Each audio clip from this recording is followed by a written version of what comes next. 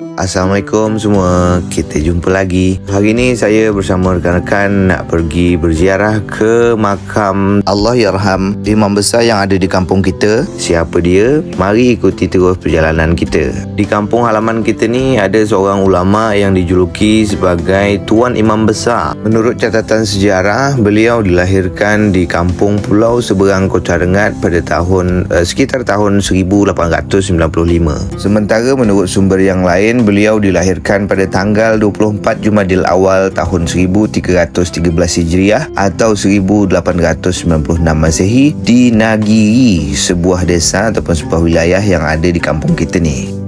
Okey kawan-kawan, kita nampaknya sudah tiba ni di komplek pemakaman ulama ataupun mujahidin besar yang kita sebutkan tadi. Menurut sejarah, beliau ini pada usia 8 tahun dibawa oleh orang tua beliau menuntut ilmu sekaligus menetap di Mekah Al-Mukarramah. Beliau bermukim di Mekah selama lebih kurang 17 tahun.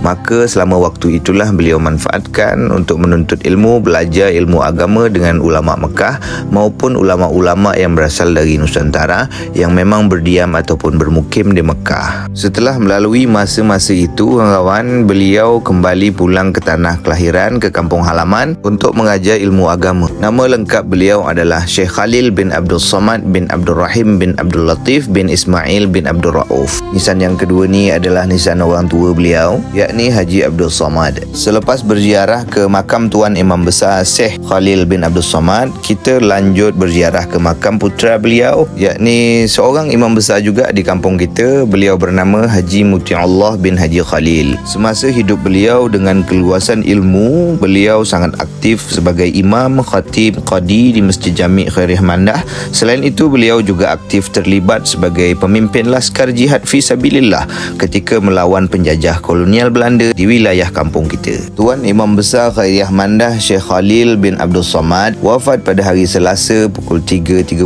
tanggal 17 Ramadan 1379 Hijriah. Nama beliau sebenarnya cukup termasyhur di kalangan kampung kita, Mandah Negeri Hilir hingga ke Kepulauan Riau sampai ke Singapura kawan. Sebab pada masa dahulu beliau merupakan tokoh penyebar Islam di kawasan-kawasan ini. Selepas tu kawan, kita lanjut berziarah ke makam tuan guru kita juga, Allahyarham Haji Asnawi Mahmud.